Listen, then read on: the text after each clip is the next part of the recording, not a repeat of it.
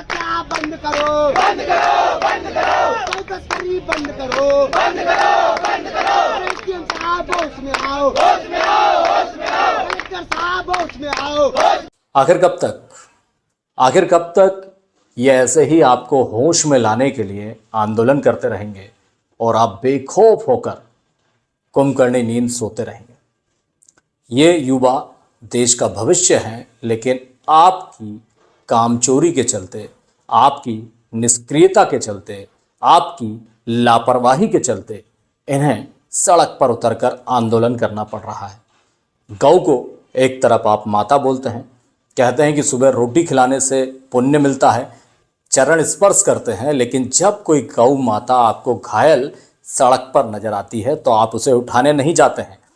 माना कि आप सरकारी कर्मचारी, अधिकारी या बड़े नेता हो, लेकिन आपके लिए क्या गौ माता नहीं है? और यदि नहीं है तो फिर क्यों दिखावा करते हो, क्यों ढोंग करते हो? अपना काम करो, माल कमाओ और आराम से सुखी जीवन जियो, कोई तकलीफ नहीं है किसी को। लेकिन इन बच्चों को, इन लड़कों को, इन युवाओं को मत रोको, क्योंकि इन्होंने सनातन संस्कृति को समझा है, गौ को माता माना है और उसकी सेवा ये कर रहे हैं। ये मांग कोई नाजायज नहीं कर रहे, ये मांग जायज कर रहे हैं। कोई आपके पैसों से गौशाला नहीं बना देंगे, आप हम ही लोगों से टैक्स लेकर उस गौशाला को बनाएंगे। लेकिन सरकार ने आपको जिम्मेदारी दी है, शासन ने आपको जिम्मेदारी दी है, तो आप उसका निर्वहन करें। यदि ये गौशाला की मांग करते हैं तो इनके लिए गौशाला की व्यवस्था कराएं। और ये मैं आपको बता दूं कि सिवनी मालवा विधानसभा में इस बार का सबसे बड़ा चुनावी मुद्दा गौशाला होगा और कई लोग इसी मुद्दे को लेकर मतदान करने मतदान केंद्र तक नहीं जाएंगे, क्योंकि आप एक सड़ी सी गौशाला नहीं बना पाए जिसमें गाय माता आराम से रह सके और सड़कों पर घायल ना हो। ऐसा नहीं है कि सड़क पर घायल केवल गौ माता होती है, कई बार हमारे बीच में से भी कुछ लोग गौ माता से टकराने के बाद भगवान के पास गए हैं। थोड़ी शर्म करो यार, कब तक जमीन का आवंटन, आपत्ति, ये वो आंदोलन करते हो? तो आप लड़कों को आश्वासन देने की बात करते हो। अरे लिख कर दो ना, अगर काबिलियत है, अगर आप में हुनर है। आप कहते हो कि नेता नहीं करते हैं तो फिर अधिकारी करके दिखाएं, और अगर नेता कहते हैं अधिकारी नहीं करते हैं तो ये कहाँ तक, ये खिचड़े को कहाँ तक लेकर चलेंगे? आज भी सैकड़ों युवा सड़कों पर बैठे सिवनी मालवा तहसील कार्यालय के सामने।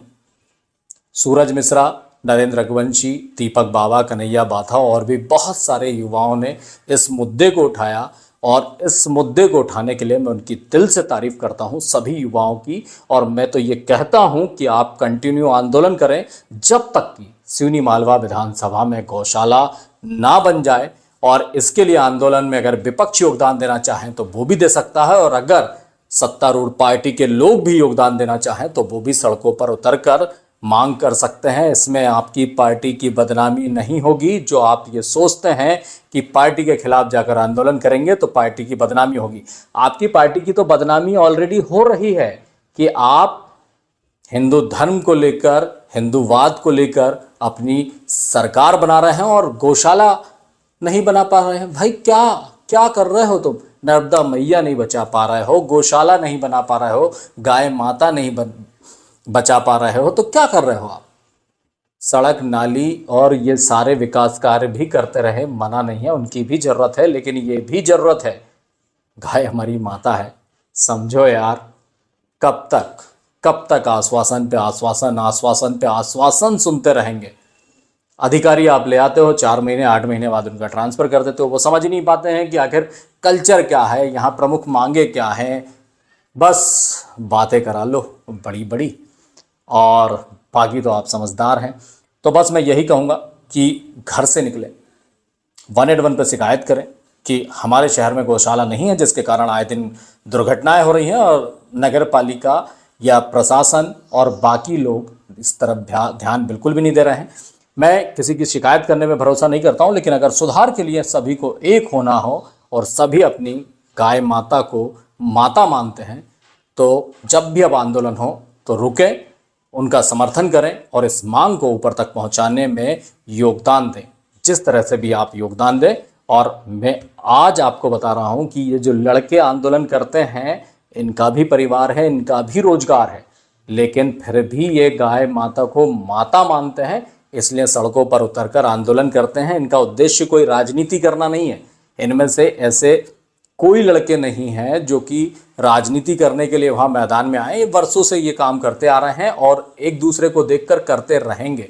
तो प्लीज़ मेरा निवेदन है कि नगरपालिका अस्थायी गौशाला बनाए। उसके बाद स्थायी गौशाला के लिए, जैसे नपा सीएमओ ने कहा था कि ये नेता नहीं करेंगे, ये अधिकारियों को काम करना है, तो मैडम आप ही काम करवा लीजिए और गौशाला की जो ज़मीन में दिक्कतें आ रही हैं उनको सॉल्व कर दीजिए। आप चाहें तो कुछ भी कर सकती हैं। मुझे पता है कि अधिकारी क्या, पटवारी भी चाहे तो बहुत कुछ कर सकता है, बस करने की इच्छा होनी चाहिए।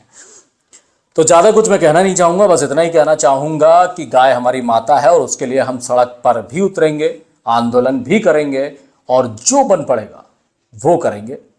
आप, यदि आपको गाय माता लगती है तो हमारा साथ दीजिए और जो अच्छे कार्य हो सकते हैं, गौशाला अगर निर्माण हो सकता है तो उसे बनाने की कोशिश कीजिए, और नहीं तो आपको जो सही लगे वो करिए। लेकिन ना तो ये युवा आप पीछे हटेंगे, ना ही हम हटेंगे, और ना ही बाकी जो लोग ये वीडियो घर बैठकर देख रहे हैं वो हटेंगे, क्योंकि गौ माता को हमारे पूर्वज भी गौ माता मानते थे, हम भी मानते हैं और हमारे आने वाली पीढ़ी भी मानेगी।